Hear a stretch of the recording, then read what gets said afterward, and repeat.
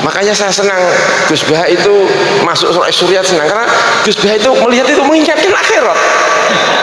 Kan banyak itu yang wajahnya kayaknya itu kan mengingatkan dunia, itu Gus Bah itu spesial. Karena begitu memandang, belum ngomong itu sudah ingat kalau ini itu akhirat.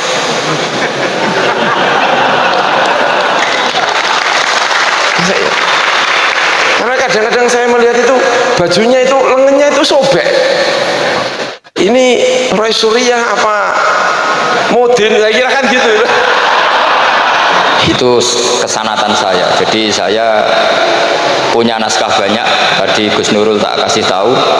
Ini diantara contoh naskah Mbah Soleh Darat. Saya punya banyak, mulai Hikam sampai Jawahirut Tauhid, terus beberapa tulisan-tulisan beliau.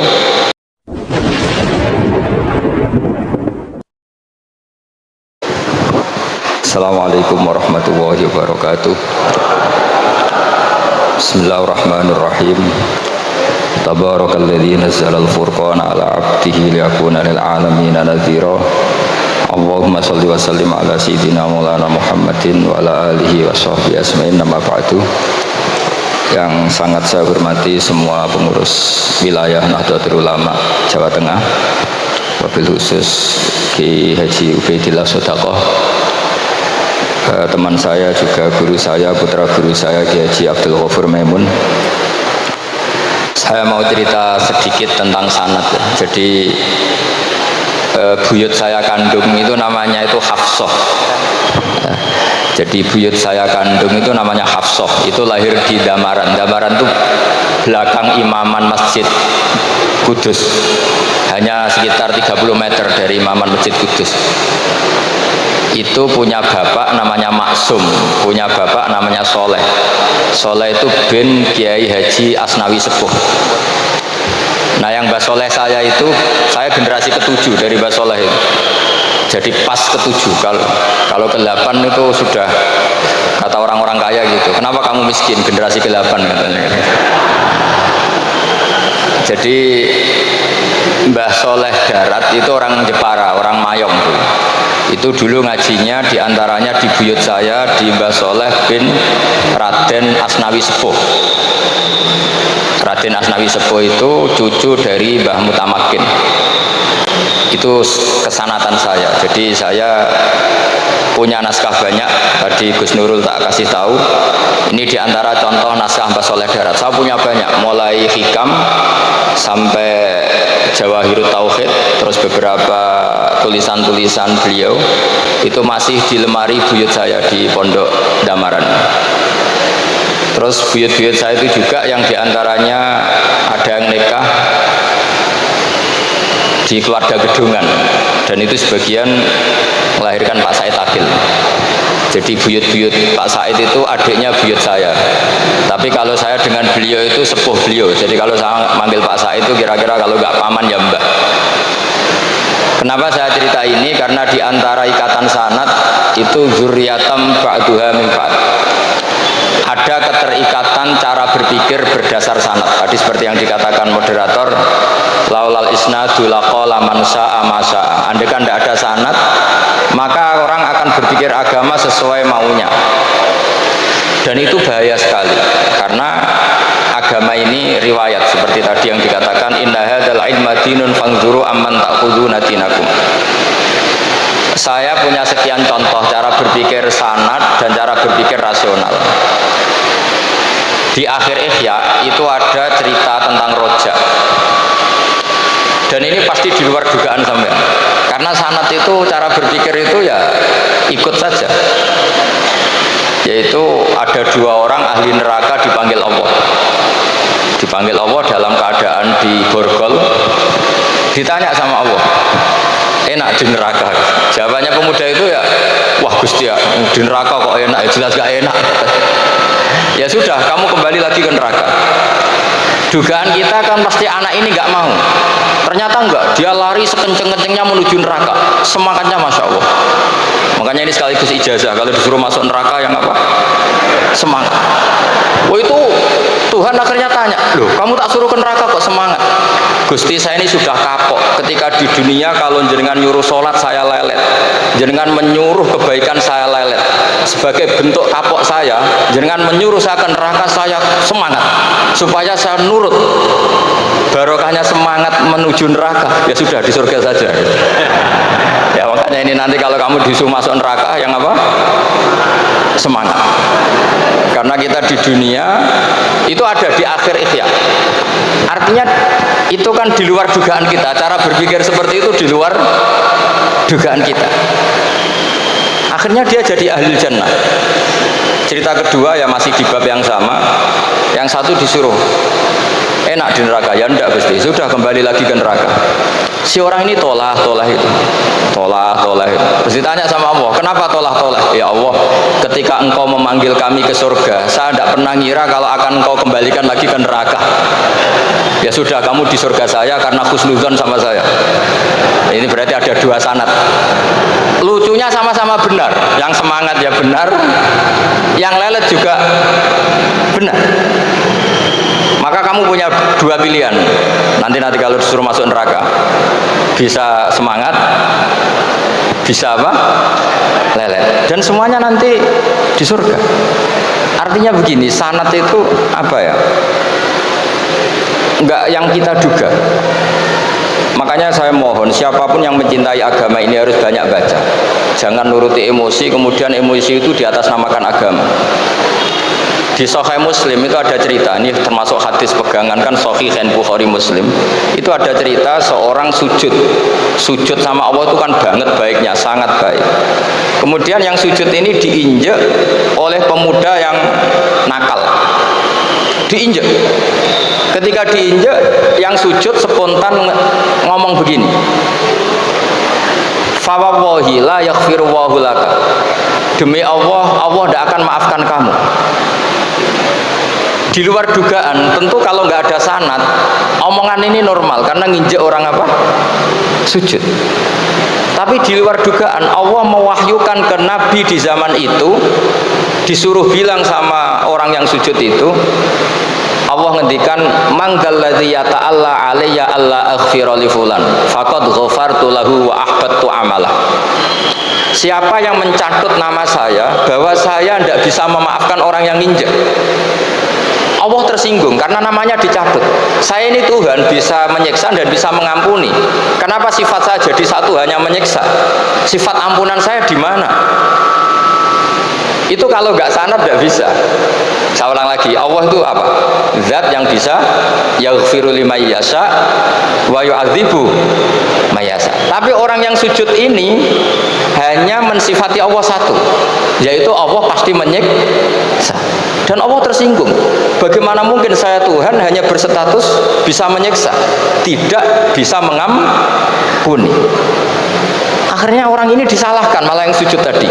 Bilang ke orang itu, sujudnya saya hapus pahalanya, dan yang nginjek saya hapus dosanya. Tapi ya bukan berarti terus kamu boleh nginjek orang sujud, ya enggak. Artinya gini loh, saya hanya memperkuat moderator tadi, berpikir agama itu berdasar sanad. Kalau nuruti emosi pasti kita akan setuju Allah tidak ngampuni yang menginjak. Tapi berdasar sanad, berapa orang yang dulu melukai Nabi, bahkan punya niat membunuh Nabi, akhirnya ditobati oleh Allah Subhanahu wa Ta'ala. Siapa yang nggak tahu cerita Suraqah, orang yang niatnya membunuh Nabi ditobati Allah? Siapa yang nggak tahu cerita Khalid bin Walid, orang yang punya konsep untuk mengalahkan Nabi di perang Uhud, juga akhirnya masuk Islam dan diampuni Allah. Banyak lagi tokoh kafir yang dulu musuhi Nabi akhirnya ditobati oleh Allah. Sehingga ketika Nabi sangat marah ya dengan mereka yang kafir, malah ada ayat turun laisa laka minal amri syai'un aw yatuba alaihim aw yu'adzibahum, bahwa wilayah mengampuni dan memaafkan itu wilayah Allah. Tentu kita secara syariat akan mengatakan yang ninja itu salah, pasti itu. Kalau yang ninja itu pasti salah, yang kafir pasti salah. Tapi jangan katakan kalau Allah tidak bisa menobati mereka. Lagi-lagi yang bisa mengertikan itu apa? Sanad. Kita ngaji di bab itu bahwa ada orang diinjak, ternyata Allah ketika yang sujud mengatakan wallahi la yaghfiru Allahu laka, demi Allah Allah tidak akan maafkan kamu. Loh, mensifati Allah dengan satu sifat la yaghfiru itu Allah tersinggung karena Allah bisa yaghfir. Makanya ini penting sekali saya utarakan supaya kita ini bicara itu sesuai sanad. Karena andaikan tidak sanad, agama ini di logika, kemudian logika orang itu berbeda-beda. Maka kayak apa kacaunya agama ini? Terus yang ketiga, saya beri sekian contoh. Ini saya bawa kitab Hikam yang diterjemah oleh Mbah Soleh Darat. Saya dulu pernah ngaji Hikam sama banyak Gus Zofur. Cara berpikir Abul Hasan Asyadzili misalnya. Umumnya orang itu kan kalau amal itu ingin diterima ya. Kalau sujud ingin diterima Allah, kalau sholat ingin diterima Allah. Dan kalau sangat ingin itu biasanya terus berlebihan. Saking berlebihannya terus nangis minta amalnya diterima gitu. Tapi efek negatifnya gini, jangan-jangan nggak diterima.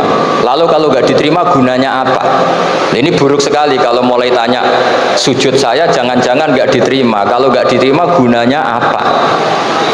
Itu menurut Abul Hasan Asyadzili itu pertanyaan dari setan. Bagaimana mungkin kita pernah menyesal atau menyesali sujud yang pernah kita lakukan untuk Allah Subhanahu wa taala. Wong dadi kawulane Allah, wis dikai bumi, dikai oksigen, dikai rezeki, tahu sujud, bareng dikasih tahu Jibril, sujud kamu gak diterima. Wah, getun aku sujud be Allah. Masa sujud sama Allah getun. Maka kata Abul Hasan Asyadzili begini. Kafa bika jazaan an radiyaka laka ahlan. Cukup sebagai balasan dari Allah yang luar biasa, kamu ditakdir sujud. Woi, keren. Coba kalau kamu nanti ketemu Allah, ada orang yang sama sekali di bumi gak pernah sujud. Lalu kamu ketemu Allah sujud berkali-kali, kemudian dapat kabar kalau sujud kamu gak diterima. Pantes mana kira-kira? Pantes yang pernah sujud apa pantes yang gak pernah sujud? Pantes yang pernah sujud. Sehingga pikirannya Abul Hasan Asyadzili, sudahlah kamu bahagia saja karena kamu ditakdir pernah sujud. Itu satu anugerah Allah yang luar biasa. Kamu nggak perlu terganggu diterima apa nggak diterima. Karena kalau kamu terganggu itu nanti lama-lama mengatakan apa gunanya sujud kalau tidak diterima. Dan itu setan menang kalau sudah ada pertanyaan apa gunanya sujud. Nah, makanya disebut min syarril waswasil khannas. Kata Abul Hasan Asyadzili, waswas di sini adalah setan ngeridu kamu supaya kamu ngeset semua ibadah kamu, jangan-jangan kamu nggak diterima. Kemudian kamu menyesali semua ibadah yang pernah kamu lakukan. Betapa buruknya kita. Wong ngamal apik kok disesali. Makanya saya ini sebagai kiai itu termasuk kiai yang paling sukses saya. Betul. Karena perasaan saya itu sudah sukses dulu sebelum nyata sukses apa enggak penting. Saya sering motivasi santri yang hafalkan Quran 10 tahun enggak hafal-hafal. Nanti kalau ketemu Allah tetap keren. Pernah hafalkan kitab saya? Pernah Gusti? Hafal tidak. Tapi kan keren pernah menghafalkan. Daripada sampai ditanya, pernah hafalkan Quran? Tidak. Kok hafal lagu dangdut? Nah, itu pusing sampai jawabnya.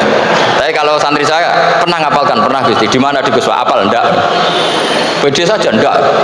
Tapi saya mencintai kitab engkau dan bukti cinta saya tak hafalkan.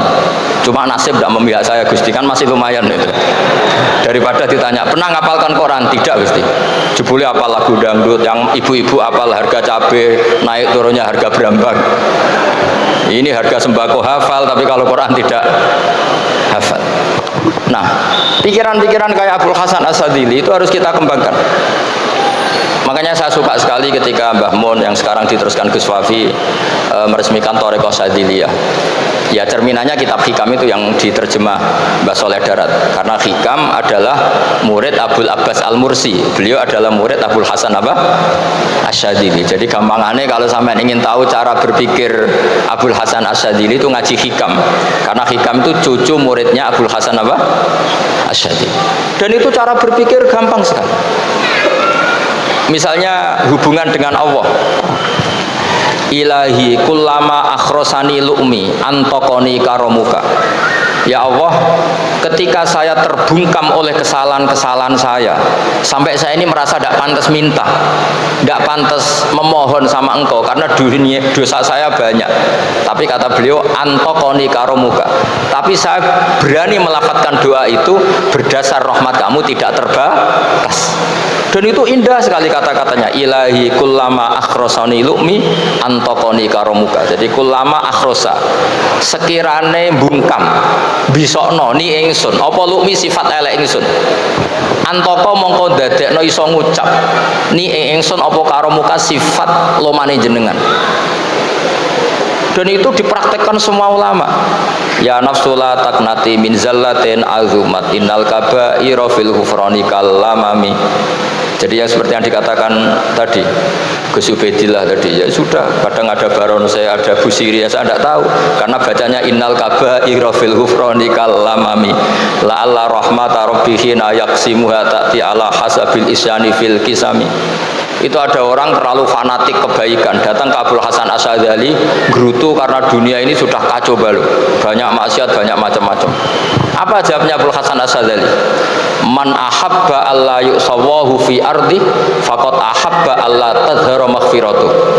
Jadi malah dibalik. Kalau kamu ingin dunia ini steril, nggak ada apa-apa, berarti kamu tidak suka akan kelihatan maghfirahnya Allah. Jadi sanad-sanad seperti ini harus kita jaga. Meskipun tidak kita manfaatkan untuk kepentingan hadzun nafsi, tapi kita harus kita jaga. Jika kita jadi orang itu tidak terlalu sepaneng dengan pikiran kita bahwa maksiat itu pasti mendatangkan azab. Kok kamu katakan pasti, itu buktinya apa? Maksiat itu salah, kalau salah harus istighfar. Maksiat itu salah, tapi Allah bisa saja mentobati yang maksiat kemudian jadi orang baik, karena Allah tetap bersifat yaghfiru liman yasha wa yu'adzibu may yasha. Kok kamu katakan pasti-pasti, itu sanadnya dari mana? Jadi ini pentingnya sanad ya. Jadi kita harus terus menjaga sanad ini supaya cara berpikir agama sesuai garis yang pernah ditulis oleh para ulama, yang semua itu musalsal ila Rasulillah Shallallahu Alaihi Wasallam. Terus ini mumpung ini di depan Gus Zofur, juga ini pernah tak baca di depan putra-putra beliau, di depan anak-anak. Ini nanti saya hadiahkan ke PWNU Jawa Tengah. Saya nulis kitab ini sebagai bentuk pengakuan ikrar saya bahwa apa yang dilakukan Syekhina Kiai Haji Maimun Zubair semuanya itu berdasar khazanah-khazanah yang ada dalam kitab-kitab Al-Kutubil Mu'tamadah. Di antaranya ini kitab Khilyatul Aulia. Kitab Khilyatul Aulia itu kitab kesayangan Imam Ghazali. Sampean kalau baca Ihya juz 4 itu beliau memberi saran ke kita, wa alaika bimudawamati mutolaati kitabi Khilyatil Aulia wa tabaqatil asfiya. Karena Imam Ghazali fi manaqibil akhyar itu nginduk kitab Khilyatul Aulia karangannya Abu Nu'aim Al-Asfihani. Kalau di tasawuf beliau nginduk kitab namanya Qutil Qulub karangannya Abu Thalib Al-Makti. Kalau di fikih tentu beliau nginduk gurunya sendiri Imamul Haromen, yaitu Nihayatul Matlab fi Dirayatil Madhab. Ini saya beri contoh kenapa Mbah Mun, Kiai Ubedillah, semua tokoh-tokoh NU cara perilaku itu santai, rileks tapi terarah. Ini saya beri contoh. Ini riwayat dari Sufyan bin Uyainah, termasuk gurunya Imam Syafi'i. Ini halaman Amit kesana tinggi Pak Kiai. Tak kasih. Yang pengurusan masa tabik. Halaman 24. Ya, ini di halaman 24 saya terangkan. An Sufyan bin Uyainah kana Isa wa Yahya alaihi wassalam ya'tiyanil qaryata fayas'alu Isa an syirari ahliha wa yas'alu Yahya an khiyari ahliha faqala lahu Yahya lima tanzilu ala syirarin nas qala innama ana tabibun udawil mardo. Ini di juz 7 halaman 323. Jadi mulai dulu ulama itu ada yang fokus ngelola orang-orang soleh, tapi ada juga yang mendokteri orang-orang yang macam-macam. Nabi Isa itu kalau di satu daerah tanya, di sini yang orang nakal-nakal di mana? Oh di situ. Terus beliau ke situ. Ditanya Nabi Yahya, kenapa ke situ? Saya ini nabi. Nabi itu biman zilatit tobib. Saya ini ibarat dokter. Tentu dokter itu yang menyembuhkan orang-orang yang sakit. Sehingga kiai-kiai kita itu ya kancanan orang soleh ya mau, bina orang fasik ya mau. Lah yang nggak boleh itu yang potensi katut fasik, itu nggak boleh itu. Jadi apa ya, supaya kita itu melihat sesuatu itu tidak seudon kiai kok berteman orang fasik. Saya berkali-kali bilang berteman orang fasik itu haram. Tapi kalau dibalik pertanyaannya, membina orang fasik hukumnya gimana? Baik, bisa membina kalau berteman, ya sudah dibolak-balik gitu. Tapi kalau dibalik, berteman orang fasik menjadi fasik, ya jangan berteman kalau buatnya masih seperti itu. Ya terus saya teruskan ya. Sayyidina Umar itu terkenal orang yang sangat keras. Sayyidina Abu Bakar terkenal orang yang layyinal janib, orang yang sangat santun, sangat sopan. Tapi anehnya ketika Abu Bakar mau wafat, itu khilafah atau khalifah itu diwasiatkan supaya yang mimpin itu Umar. Padahal orangnya sangat keras. Tapi yang jarang diketahui publik adalah ngiranya Umar keras itu wataknya. Ternyata enggak. Di sini diterangkan Umar wataknya itu sebetulnya bisa memilih keras atau halus. Ini saya baca ya di halaman 25. Beliau ditanya oleh Abdurrahman bin Auf. Terus beliau menjawab, ya Abdurrahman, wallahi laqad lintu linnasi hatta khashituha fil lain. Tsumma istaddattu alaihim hatta khashituha fi siddah. Fa ainal makhraj. Terus di sini saya terjemah, saya saat lunak juga takut sebab lunak bisa dianggap pembiaran, tapi saya juga takut Allah saat keras sebab keras jangan-jangan termasuk tanfir, orang lari dari kebenaran. Ya misalnya gini, sampean punya anak putri atau punya ponakan pacaran gitu. Datang ke kamu sama cowoknya, kalau kamu lunak pasti ponakan kamu ngira wong Pak D gak apa-apa, padahal Pak D saya itu kiai, ternyata saya gak ditegur. Lunak itu punya akibat dianggap pembiaran terhadap maksiat. Ya. Tapi kalau kamu keras, wah nang nggonku wis tak wantemi watu. Kan nggak pernah ke kamu, bagaimana bina wong sowan saja gak berani. Artinya efeknya sama. Terlalu lunak ya punya efek tidak bisa bina, terlalu keras juga punya efek tidak bisa bina. Maka kata Sayyidina Umar, fa wallahi laqad lintu linnas hatta khashituha fil lain. Artinya saat bersikap lunak saya takut Allah karena lunak bisa dianggap pembiaran terhadap maksiat. Tsumma statattu alaihim hatta khashituha fi siddah. Ketika keras saya juga takut karena kalau terlalu keras bisa tanfir, bisa orang lari dari kiai, dari orang soleh. Makanya dalam guyonan-guyonan ulama itu ada preman jagongan di orang-orang fasik. Ditanya, kenapa kamu jagongan sama orang fasik? Kenapa ada jagongan sama orang soleh? Habis orang solehnya marah-marah terus, lah ini ramah. Makanya saya milih yang ramah saja. Gitu. Itu meskipun guyonan, tapi pelajaran bagi kita. Karena ya memang Quran seperti itu. Walau kunta fadzan ghalidhal qalbi lan faddu min haulik fa bima rahmatin minallahi linta lahum. Terusnya itu. Jadi apa ya? Nah ini kalau nggak ada sanad nggak bisa. Nggak ada sanad nggak bisa. Pasti kita berpikir sesuai keinginan kita. Maka ada ancaman yang keras, man fassaral Qur'ana bi ra'yihi falyatabawa maq'adahu minan nar. Jadi saya mohon sanad-sanad seperti ini kayak yang dikatakan Umar tadi. Wallahi laqad lintu linnas hatta khashitu wa fil lain. Tsumma istaddattu alaihim hatta khashitu wa fis syiddah. Jadi kita akui bahwa dalam lunak juga ada sekian problem, dalam keras juga ada sekian problem. Terus kita bikin satu metode, satu manhaj yang kira-kira ya sa'ighal lisyaribin atau yang lebih dikenal dengan Islam wasatiyah. Ada tawazun, ada tasamu, ada macam-macam. Ya, saya kira demikian. Assalamualaikum warahmatullahi wabarakatuh. Waalaikumsalam. Bismillahirrahmanirrahim. Langsung mau. Assalamualaikum warahmatullahi wabarakatuh. Bismillahirrahmanirrahim. Alhamdulillah. PWNU pengurus wilayah Nahdlatul Ulama Jawa Tengah, ada Kiai Haji Ubaidillah Sodakoh, ada Kiai Jamil, ada Pak Yai Huda, dan beberapa kiai-kiai yang lain, ada Pak Hashim, Gus Atabik, saya tidak bisa menyebut satu persatu. Ada kiai kita, salah satu Rais Suriah Nahdlatul Ulama, Kiai Haji Ba'udin Nur Salim. Saya belum pernah melihat Gus Ba rapat Rais Suriah di Jawa.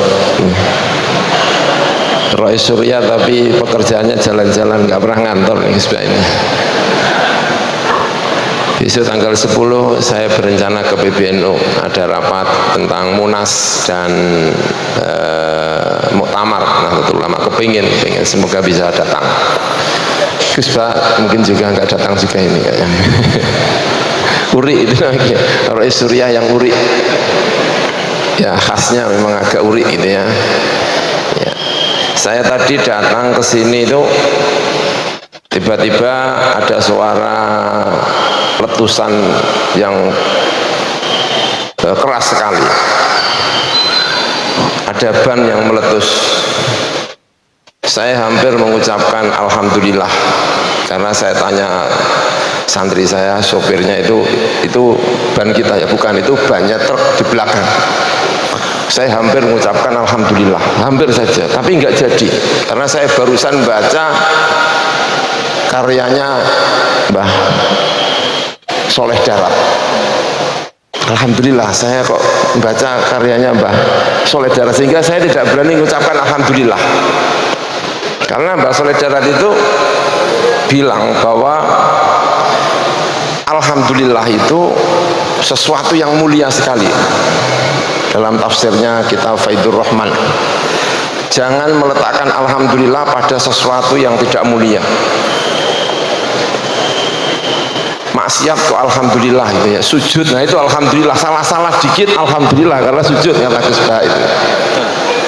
Tapi maksiat kok alhamdulillah, itu menakutkan. Nah, barangkali memperbanyak alhamdulillah tapi untuk nilai-nilai yang positif.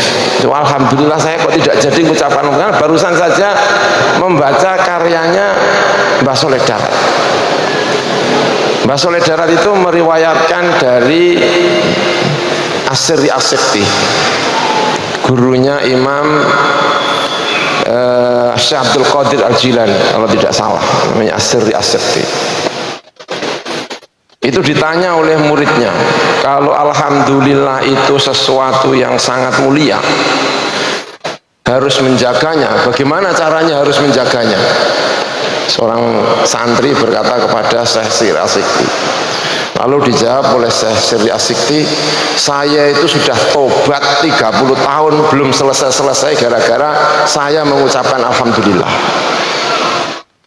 Kata Sirri As-Sikti, loh kamu kok bisa mengucapkan alhamdulillah kok tobat sampai 30 tahun? Karena di Baghdad itu pernah ada kebakaran,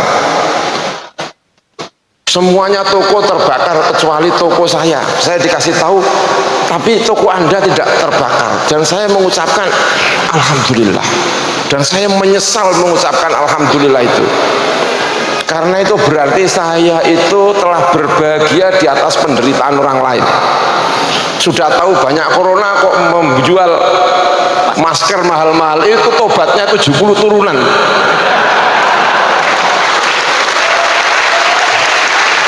Tahu begini,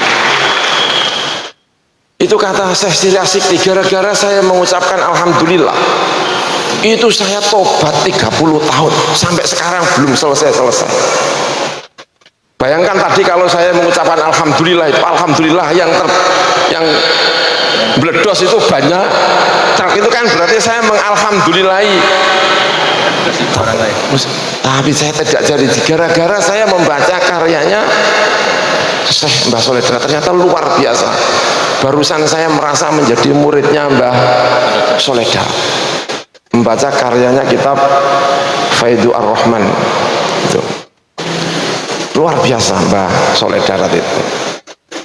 Saya juga punya sanad tentu saja dengan Mbah Soleh Darat, karena ada orang-orang sekitar Rembang yang ngaji kepada Mbah Soleh Darat. Katanya ya, ada Mbah Abdus Syakur, Gus Bah tentu kenal dengan Mbah Abdus Syakur, ayahnya Mbah Dol. Mbah Dol itu yang punya karya yang luar biasa. Saya jadi mengerti kenapa banyak orang Jawa itu yang ngalim-ngalim itu diantaranya ya setelah tahu sanad-sanad itu. Ada tokoh yang menurut saya itu luar biasa. Salah satunya Mbah Soleh Darat sama Syekh Khotib Minangkabau. Syekh Khotib Minangkabau itu resmi menjadi khotib mazhab Syafi'i di Masjidil Haram. Satu kurun dengan Mbah Soleh Darat, sama-sama muridnya Habib Ahmad Zaini Dahlan. Kebetulan Kiai Soleh Darat itu kalau di daerah Rembang, di daerah Sarang itu ada murid-muridnya, ada Mbah Dahlan. Saya punya kakek namanya Mbah Dahlan. Saya itu anaknya Kiai Maimun anaknya Kiai Zubair anaknya Kiai Dahlan. Konon Kiai Dahlan itu pernah ngaji di Mbah Soleh Darat. Sama dengan Mbah Abdus Syakur. Mbah Syakur itu juga orang Sarang, orang Sedan, juga ngajinya di sini. Pondok di Sarang itu wakofannya kakeknya atau ayahnya Mbah Syakur, Mbah Saman namanya. Mbah Muhsin bin Saman, Abdus Syakur bin Muhsin bin Saman, kakeknya. Jadi luar biasa. Lalu ada lagi Syekh Khotib Minangkabau. Khotib Minangkabau itu juga muridnya Kiai Ahmad Zaini Tahlan, Mufti Syafi'iyah fil Haramain. Itu dua-duanya menurut saya itu luar biasa. Kenapa? Satu, kita di Indonesia itu dikenalkan dua tokoh, pendiri Muhammadiyah sama pendiri Nahdlatul Ulama. Itu ternyata sama-sama berguru kepada dua tokoh ini. Satu Khotib Minangkabau, yang kedua adalah Mbah Soleh Darat. Mbah Soleh Darat itu punya murid, yang satu mendirikan Muhammadiyah, yang satu mendirikan Nahdlatul Ulama. Sama-sama satu perguruan. Makanya aneh kalau kemudian NU ditolak Muhammadiyah, itu agak aneh.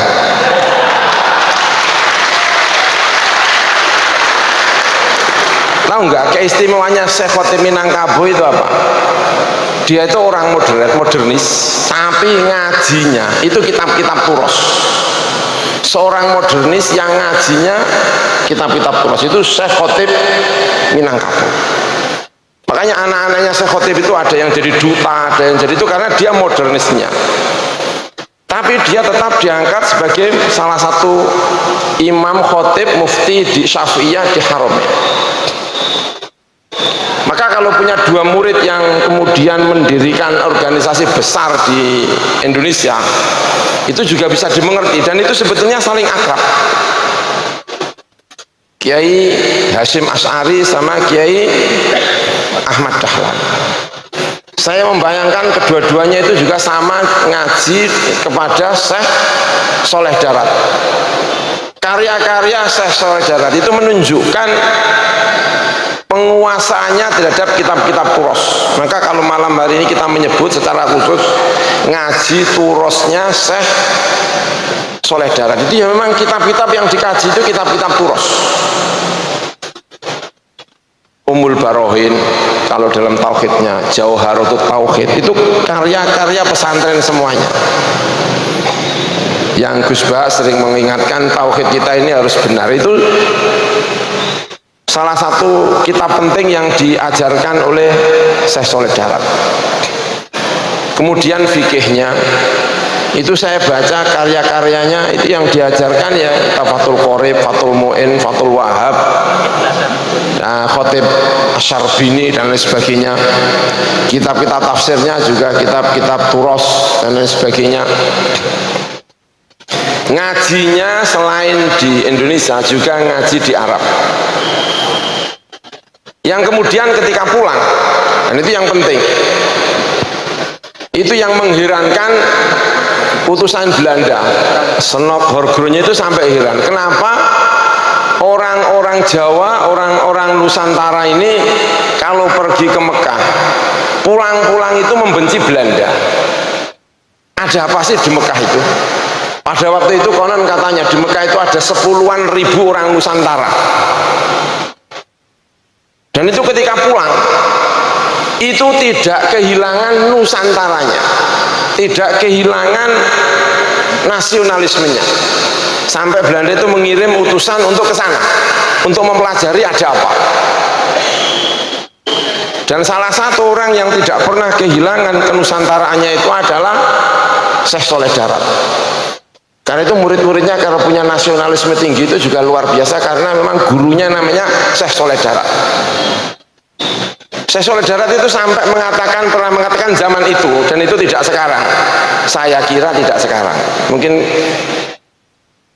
para hadirin juga mungkin setuju dengan saya, karena saya khawatir saya juga salah kostum ini kayaknya.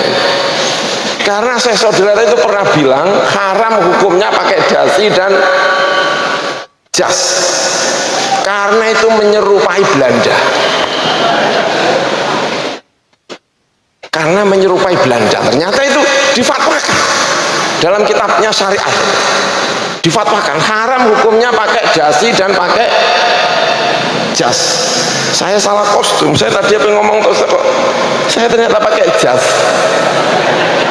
Ngaji saya soleh darat kok malah pakai das, pakai apa ini? Dasnya tadi haramkan. Itu saking bencinya sama Belanda, saking bencinya sama Belanda, benci sama Belanda. Tapi kalau saya soleh darat sekarang hidup ya mungkin sudah tidak lagi diharamkan itu mungkin ya. Khawatir saya ini kalau pakai dasi terus pakai jas ini, saya kepengen menghormati saja pakai jas ini suasananya. Itu sampai saking bencinya. Lalu secara khusus saya soleh darat itu juga mengapa kalau nulis itu pakai pegon, pakai Jawa dan pakai pegon, agar tahu nasionalismenya.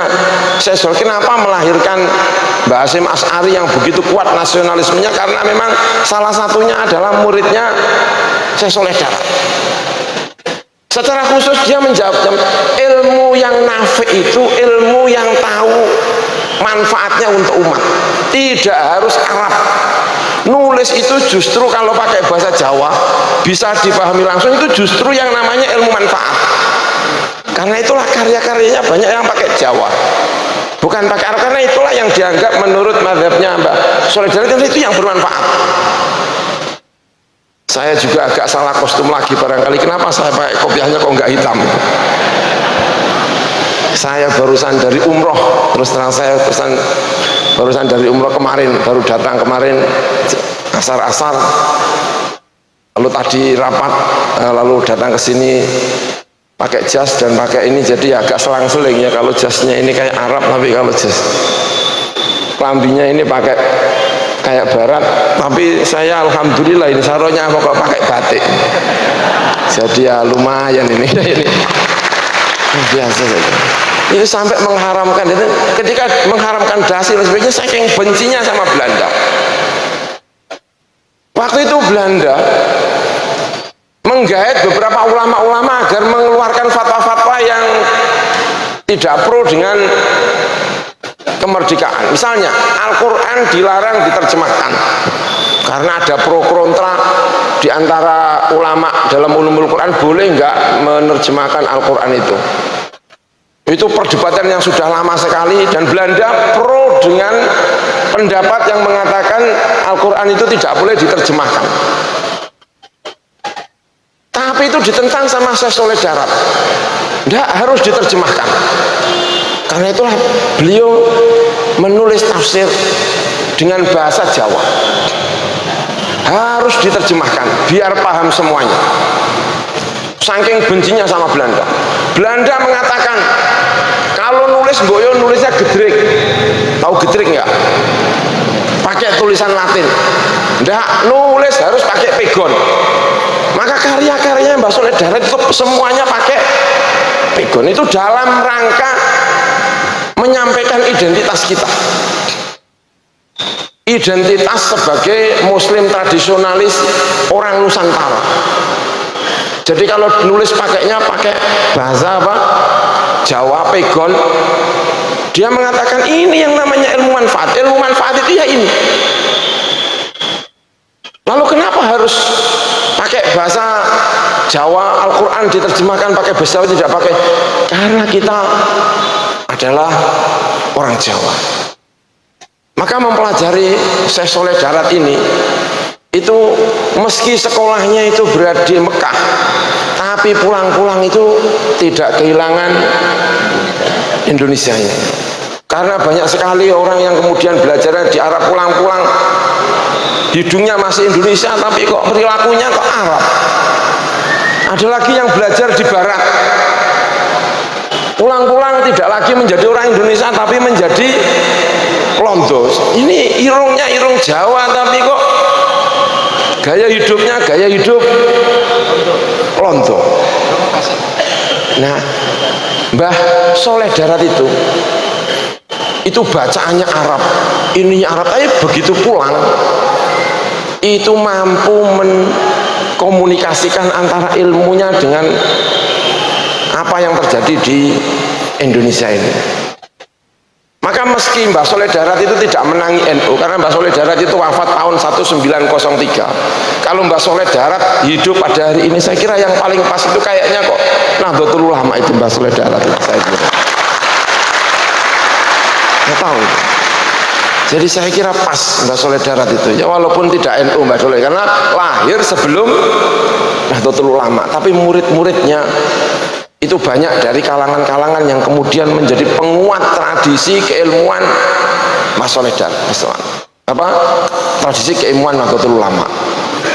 Banyak kalau kita mau menyebut, tentu saja ada siapa, Mbah Hasyim Asy'ari, ada Kiai Dahlan. Kiai Dahlan itu putranya Syekh Mahfud At-Turmusi. Syekh At-Turmusi itu putranya Mbah Abdul Manan. Putranya Abdullah putranya Mbah Abdul Manan, pendiri Pondok Termas. Mbah Abdul Manan itu sanadnya langsung kepada Az-Zabidi, pengarang Ithafus Sada Al-Muttaqin. Ketika belajar di Mesir, ngaji kepada Syekh Zabidi kalau tidak salah. Itu syarah Ihya paling otoritatif, Ithafus Sada Al-Muttaqin. Itu muridnya namanya Syekh Abdul Manan, itu pendiri Pondok Pesantren Termas. Jadi jaringan ulama Nusantara itu ternyata itu luar biasa. Dan itu cucunya Syekh Abdul Manan namanya Kiai Dahlan, itu adalah menantunya Mbah Soleh Darat. Lalu punya murid lagi namanya Mbah Abdus Syakur. Mbah Abdus Syakur punya putra namanya Mbah Abdul Fadl. Gus Bah tentu sangat akrab dengan Kiai Abdul Fadl karena barangkali punya darah sama-sama Sedan dan lain sebagainya. Itu juga salah satu penguat Nahdlatul Ulama. Nah, muridnya Mbah Kiai Hasyim Asy'ari. Mbah Hasyim Asy'ari itu punya putra namanya Kiai Wahid, lalu Kiai Wahid punya putra lagi namanya Kiai Haji Abdurrahman Wahid.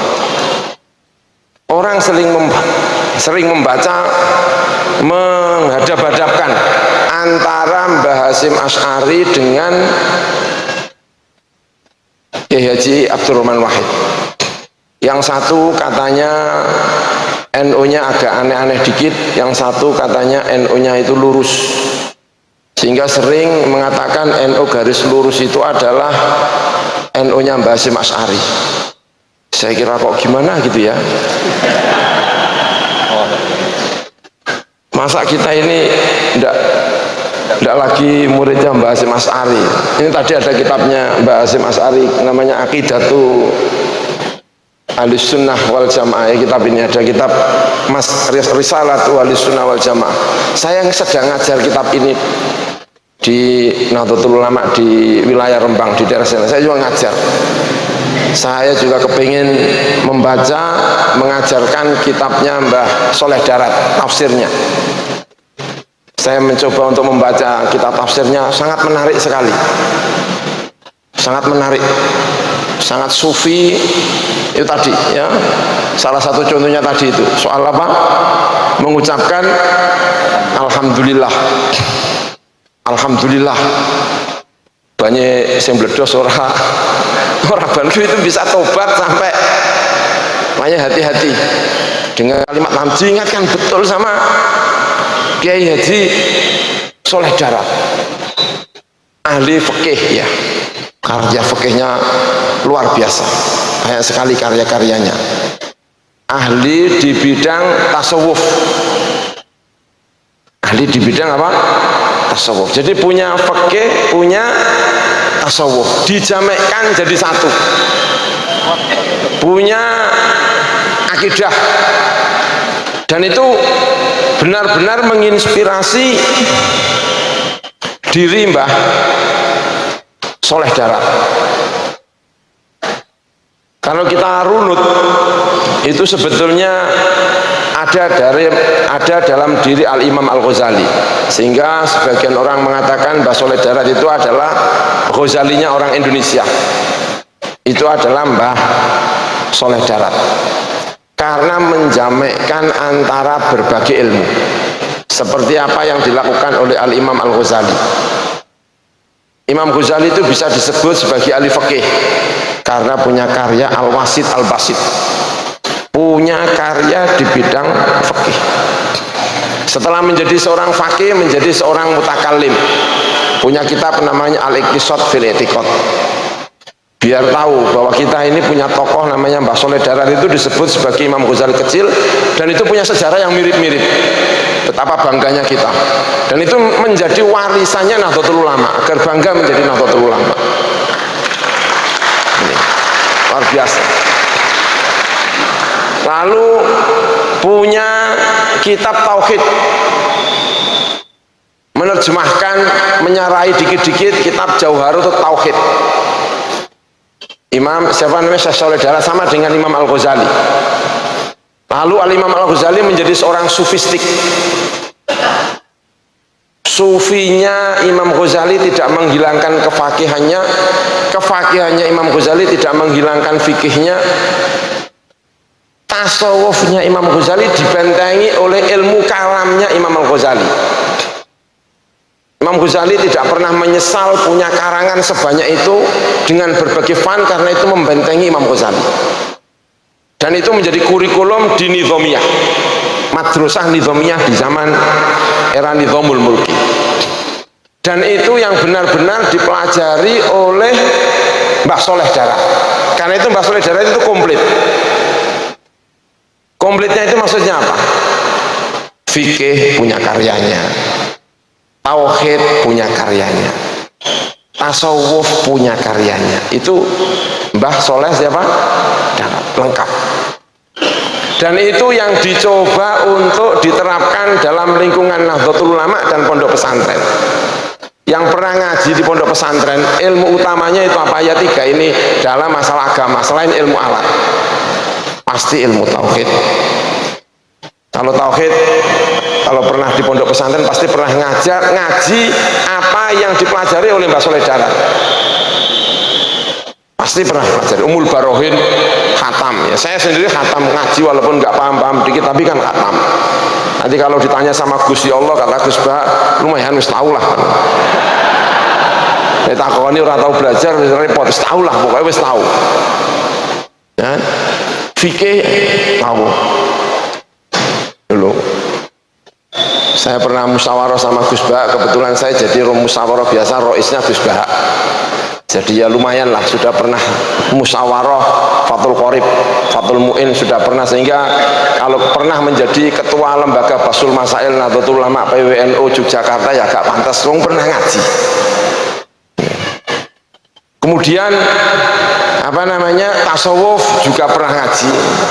Saya pernah menghatamkan kitab Hidayahnya Al-Imam Ghazali. Sekarang juga saya juga sedang mengajar kitab Hidayahnya Imam Ghazali. Jadi agak pantas-pantas dikit lah kalau ngaji saya saudara, walaupun bajunya ini ya londo dikit, tapi saya kira fatwanya Mbah siapa Soleh Darat kalau sekarang itu ya mungkin kalau ditanya ya, oh sekarang sudah enggak londo tuh, itu gitu kira-kira lah. Masa hasil londo, masa ada yang bilang saya pakai jas pakai londo, kan saya kira sudah enggak ada yang bilang londo itu. Saya kira ya sudah enggak ada ya, saya kira ya jangan ya nanti awas kamu nanti kamu bilang gitu. Saya menyampaikan Mbah Soleh betapa bencinya sama Belanda itu sampai mengharamkan jas dan mengharamkan itu dasi, itu sampai diharamkan. Itu saya kira menjadi inspirasi kita semuanya. Wajahnya Mbah Soleh Darat itu menjadi inspirasi kita, boleh belajar pada siapapun, belajar kepada A, kepada B, kepada D, tapi jangan sampai menghilangkan rasa cintanya kepada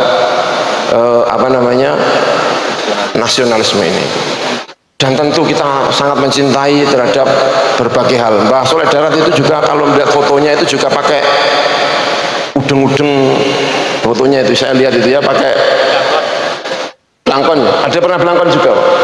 Ada yang belangkon, tapi saya juga pernah lihat kayaknya itu fotonya pakai udeng-udeng ala Arab. Jadi kalau saya pakai kopiah Arab gini ya pantas lah, kira-kira gitu kan, kira-kira. Jadi nggak saru-saru amat. Saya tadi itu yang agak khawatir itu memang jas saya ini, saya khawatir itu. Tapi semoga ada perubahan fatwa saya kira ya. Mas Mbah Soleh Darat kalau sekarang lahir lagi mengharamkan apa? Jas, wah repot sekali itu, dasi dan apa? Jas itu. Karena kiai-kiai sekarang juga sudah banyak yang pakai apa? Jas. Saya kira setuju ya. Saya jadi agak senang kalau setuju itu kan. Dan sekadung pakai jas. Itu Mbah siapa? Mbah Soleh Darat. Nah, kemudian cintanya agar setiap orang itu punya kesempatan untuk belajar agama. Agama itu jangan dipersulit, agama itu disampaikan kepada orang lain, itu juga menyenangkan sekali. Syekh Soleh Darat itu senang sama Abu Bakar, senang sekali, sampai memuji Abu Bakar, mengutip hadis yang saya tidak tahu sahih dan tidaknya, tapi itu benar-benar dikutip sama Syekh Soleh Darat. Orang paling punya belas kasihan terhadap umatku itu adalah Abu Bakar. Arhamu ummati Abu Bakar. Itu menurut Mbah Soleh Darat. Kenapa kok Abu Bakar? Yang saya pahami, kenapa? Karena Abu Bakar itu setiap kali dilihat itu mengingatkan kepada akhirat, bukan mengingatkan kepada duniawi. Makanya saya senang Gus Bah itu masuk Suriat, senang karena Gus Bah itu melihat itu mengingatkan akhirat. Kan banyak itu yang wajahnya kayaknya itu karena mengingatkan dunia, itu Gus Bah itu spesial. Karena begitu memandang, belum ngomong itu sudah ingat kalau ini itu akhirat.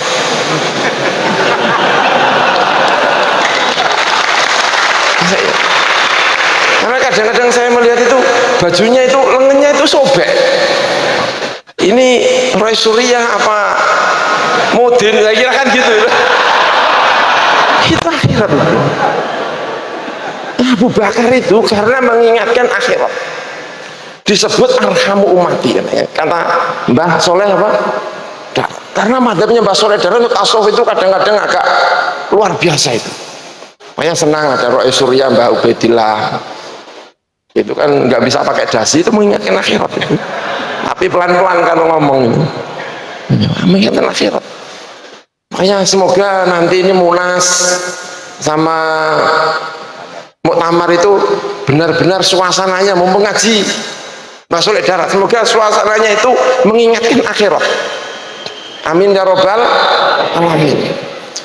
Apalagi nanti kalau pemilihan Rois Suryah, semoga cara memilihnya Rois Suryah itu mengingatkan akhirat.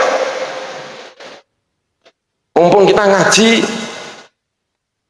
turusnya Mbah Soleh Darat, semoga nanti di Munas dan di Konbes mobilnya agak dikit kijang-kijang gitu loh, jangan yang Al-Fatihah. Biar mengingatkan akhirat, gitu ya. Semoga. Dan semoga nanti Rois Suryahnya mau menginap di pondok-pondok, tidak cari hotel-hotel, biar ingat akhirat. Amin ya robbal alamin.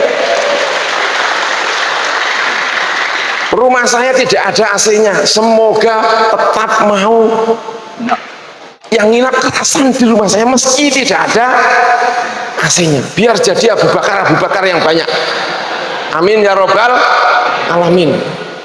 Kiai Ubed semoga tidak nyewa hotel. Amin ya robbal alamin. Tetap nginap di pondok-pondok itu.